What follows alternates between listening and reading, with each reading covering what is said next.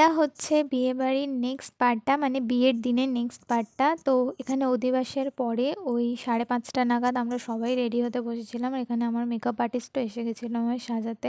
অনেক আগেই টাইম দিয়েছিলাম, কারণ অনেকটা টাইম লাগতো আমার হেয়ার, মেকআপ সমস্ত কিছু করতে। আর এখানে আমার পরে হচ্ছে গ্রুমেরও মেকআপ চলছিল। আমার পরে ঠিক না, মানে আমি মেকআপ হাফ করেছি, তারপরে গ্রুমের একটু মেকওভার চলছিল, মানে একদম লাইট মেকওভার চলছিল। তারপর ও রেডি হয়ে বেরিয়ে গেছিলো। আর এই ছিল ফাইনালি রেডি হওয়ার পরে আমার ঘরের অবস্থা, মানে চারিদিকে এটা ওটা সেটা ছড়ানো, কিন্তু তখন একটুও টাইম ছিল না গোছগাছ করা, তাই জন্য এরকম অবস্থায় ফেলে রেখেই আমরা বেরিয়ে গেছিলাম। 10 মিনিটের রাস্তা ছিল, তাই জন্য একটু লেটেই গেছিলাম। তারপর অটো থেকে নেমে হেঁটে হেঁটে পৌঁছে গেলাম বৌদিদের বাড়ি, মানে যেখানে অনুষ্ঠান হচ্ছে, বিয়েটা হচ্ছে ওদের বাড়িতেই বিয়েটা হচ্ছিল, কিন্তু যেহেতু ওদের বাড়ির সামনেটা অনেকটা জায়গা, আর এত সুন্দর ডেকোরেশনগুলো করেছিল, ইভেন সামনের গেটটা থেকে শুরু করে লাইটিং সমস্ত কিছু একদম প্রপার ছিল, মানে ছবি তোলা বা ভিডিওর জন্য একদম পারফেক্ট ছিল। আর এই ছিল এন্ট্রেন্সটা, আর ওদের বাড়ির ভিতরটাও খুব সুন্দরভাবে সাজিয়েছিল, পুরো এরিয়াটা দারুণ সুন্দর সাজিয়েছিল। এখানটা দাদা বসেছিল, সেখান থেকে শুরু করে সেলফি জোন, এবং বৌদি যেখানটা বসেছিল সেখানটাও খুব সুন্দর করে সাজিয়েছিল। আর এই যে এই হচ্ছে আমাদের গ্রুম, মানে আমি গিয়েই ওর পাত্তা পাচ্ছিলাম না, এতটাই ব্যস্ত ছিল। আর স্বাভাবিক দিনটা ওরা ব্যস্ত থাকবেই। আর এই হচ্ছে আমাদের মিষ্টি ব্রাইড, মানে আমার নতুন বৌদি। ও তখন ফটোশ্যুট করছিল, তাই ওকে ওর মতো স্পেস দিয়ে আমরা একটু বেরিয়ে এসেছিলাম। পরে অবশ্য ওর সাথে অনেক কথা হয়েছে।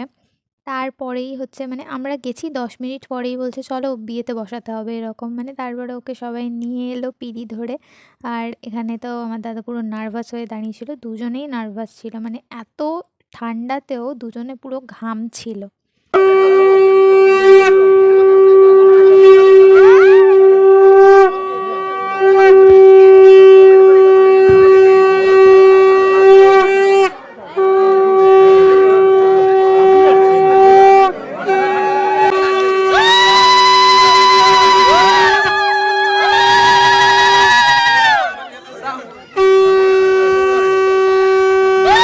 যতক্ষণ এভাবে ঘোরানো হয়েছে তারপরে শুভদৃষ্টি হয়েছে, ততক্ষণ পর্যন্ত ঠিক ছিল, কিন্তু যখনই শুভদৃষ্টিটা হয়ে গেছে, মালা বদলটা হবে, একদম তখনই ঘটে আসল বিপত্তি। এখান পর্যন্ত দুজনে নার্ভাস হলেও মোটামুটি পরিস্থিতি ঠিকঠাক ছিল। এদের দুজনকে ঠিক এতটাই হাইটে উঠিয়েছিল যে দুজনেই প্রচণ্ড ভয় পেয়ে গেছিল। বাবা দাদা অনেক বিয়ে দিয়ে এসেছি।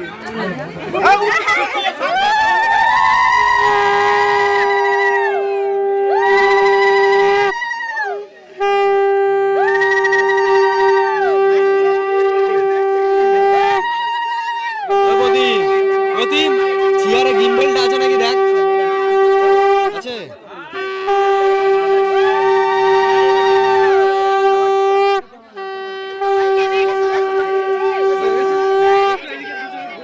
হয়েছে, নিয়ম মিটেছে।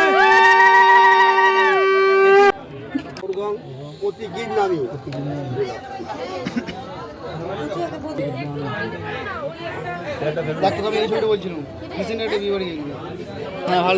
আরও সমস্ত কিছু রিচুয়াল হয়ে যাওয়ার পরে ওরা বিয়েতে বসেছিল ফাইনালি। তারপর মানে এই মুহূর্তের পরে আমরা আরেকটুখানি ছিলাম, তারপর আমরা খেতে বসে গেছিলাম, জানি না কেন ঠিলে ঠিলে সবাইকে খেতে বসিয়ে দেওয়া হয়েছিল। তবে যাই হোক, এতই লোকজনের ভিড়ভাট্টা ছিল, আর থাকাটাই স্বাভাবিক যে আমি প্রপারলি ভিডিও করা সেরকমভাবে স্কোপ পাইনি, যতটুকু পেয়েছি ওই টুকটাক কয়েকটা ক্লিপ নিতে পেরেছি, সেটাই এখানে মোটামুটি অ্যাডজাস্ট করে এডিট করতে বসেছি। এই মুহূর্তের পরেই যেহেতু খেতে বসে গেছিলাম, তো সেখানেরও কয়েকটা ক্লিপ তোমাদের সাথে শেয়ার করে দিই। এই ছিল সেদিনের মেনু। আর এখানে আমি আমার বোন সবসময় দুজনে পাশাপাশিই বসি, যেখানেই খেতে যাই না কেন। ও গিয়ে হচ্ছে ওর মা বাবাকে দেখতে পায় না, ও আমার সাথেই বসে সব জায়গায়। আর আমার পাশে বসলে নাকি ও ভালো, মানে কমফোর্টেবলি খেতে পারে। যাই হোক, আর বাকি ভিডিও নেক্সট পার্টে আসছে, ততক্ষণ টাটা।